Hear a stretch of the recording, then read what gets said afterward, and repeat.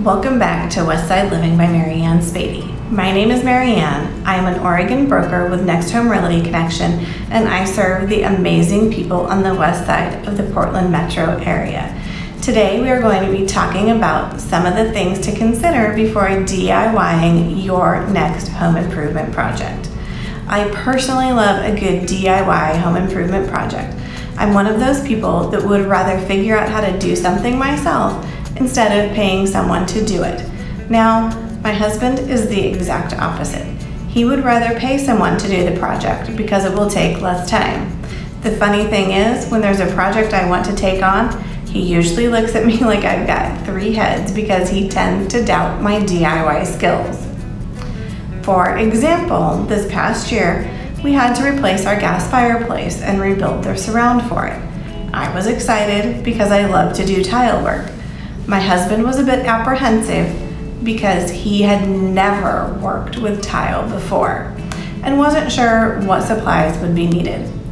He was a little bit surprised when we got to the store and I knew exactly what we were going to need to get the project done. Once we got the supplies, we worked together as a team and got it done within a few hours. We are both happy with how it turned out and we saved a lot of money.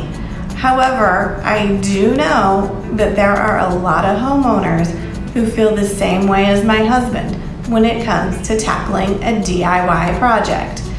If you are a newbie to DIY, here are 3 of the most common mistakes that home buyers make when it comes to tackling their DIY projects. 1, not applying for the right building permits or renovations permits. 2, not appropriately budgeting or choosing to go the cheap route. 3, working well beyond your skill level. With popular home shows like Love It or List It, Property Brothers, and Flip or Flop, it's not hard to imagine how some of the industry's most creative interior designers and flippers have inspired homeowners across the country to improve their homes with some of the more popular trends, such as open shelving, shiplap, and the farmhouse style that is so popular right now in the West Side market. Sometimes it is in everyone's best interest to leave the more advanced, painstaking, and potentially dangerous projects to a licensed professional.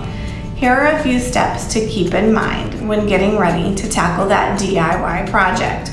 1. Permitting is enforced for a variety of reasons, but it is primarily enforced for safety measures.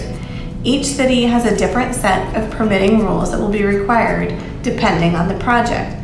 Be sure to check with your city's website to see what permits you might need. 2. It doesn't take much to imagine how a simple project with a reasonable budget can get out of hand fast.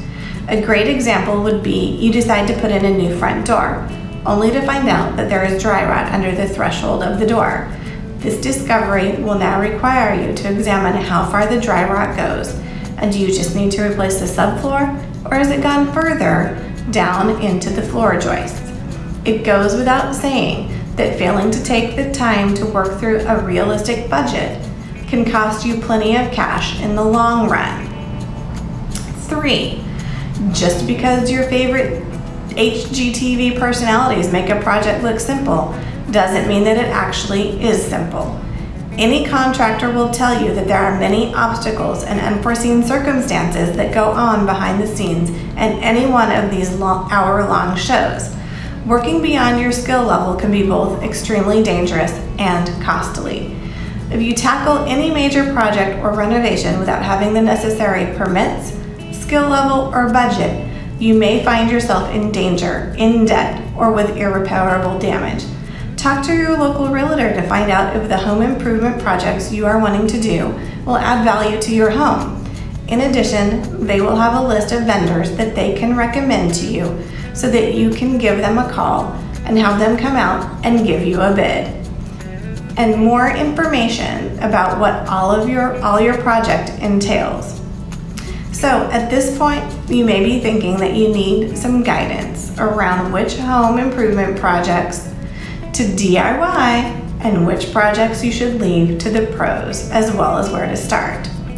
If you are thinking about completing any projects or renovations, I would be happy to help you through the process by providing a vendor list or talking to you about how your project may impact the value of your home.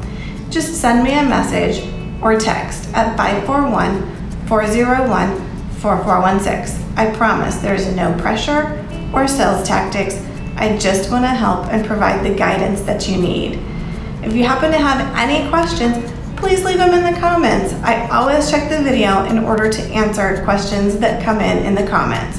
Thank you so much for joining me today, and I will see you on the next episode of Westside Living by Mary Ann Spady. Have a wonderful day.